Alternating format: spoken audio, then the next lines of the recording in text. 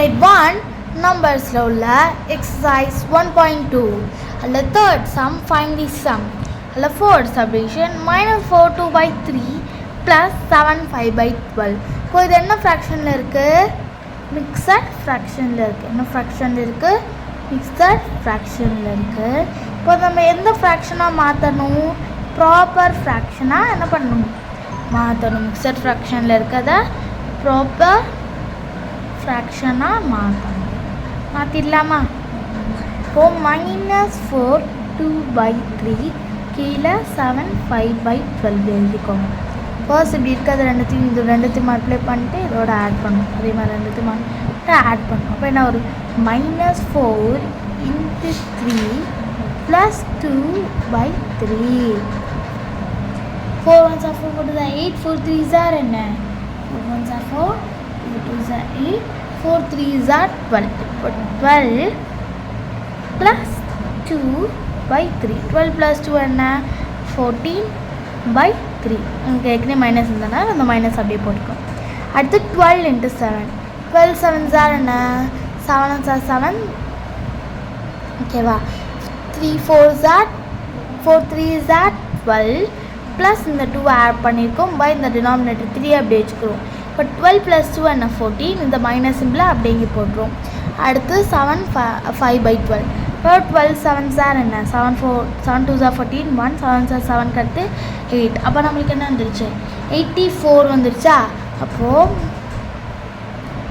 84 + 5/12. நான் அதை உங்களுக்கு எழுதலை, ஏன்னா அது ஃபஸ்ட் சம்க்கே சொல்லிட்டனால டேரெக்டாக போட்டேன். இப்போ 84 + 5 என்ன?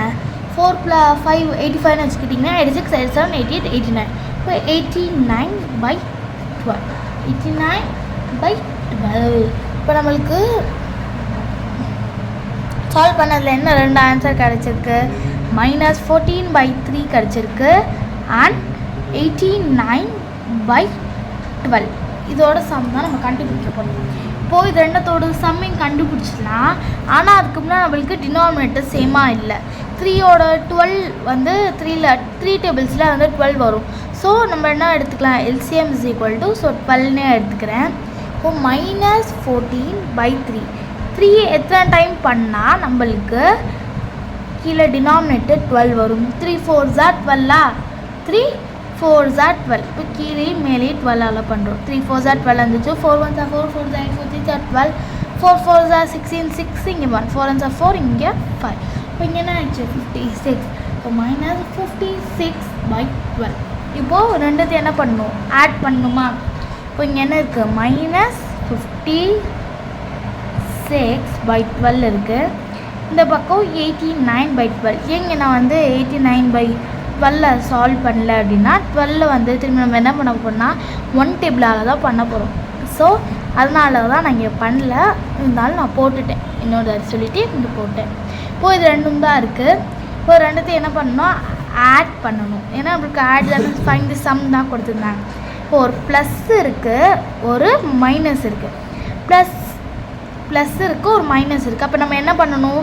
ரெண்டு நம்பரை சப்ராக்ட் பண்ணிவிட்டு கிரேட்டர் நம்பர் சிம்பிள் போடணும். என்ன பண்ணணும்?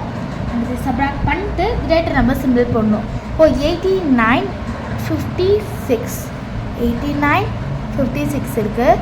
சப்ராக்ட் பண்ணால் 6 கற்று 7 8 9 இங்கே 3 5 கற்று 6 7 8. அப்போ இங்கே 3.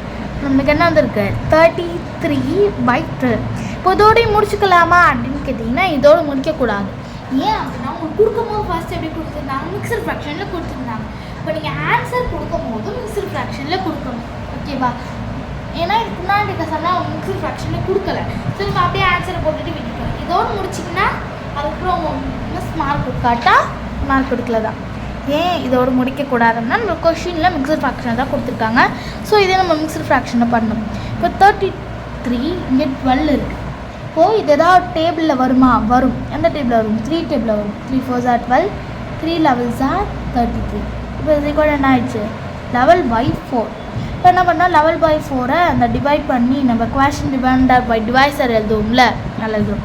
4 1s are 4, 4 2s are 8, 4 3s are 12 வந்துடும். அப்போ 4 2s are 8 ரோடையும் பார்த்துக்கு இருக்கிறது 9 10 11 4 3. இப்போ இதை நம்ம என்ன பண்ணுறோம் அப்படின்னா QR/D ஃபார்மில் எழுதுகிறோம். என்ன ஃபார்ம்? QR/T. QR/னா என்ன? குவேஷன் ரிமைண்டர் பை டிவைசர். ஓகேவா? குவேஷன்ட் என்ன? 2, ரிமைண்டர் 3, டிவைசர் 4. இதுதான் இதில் Q, இது இதில் R, இது இதோட D.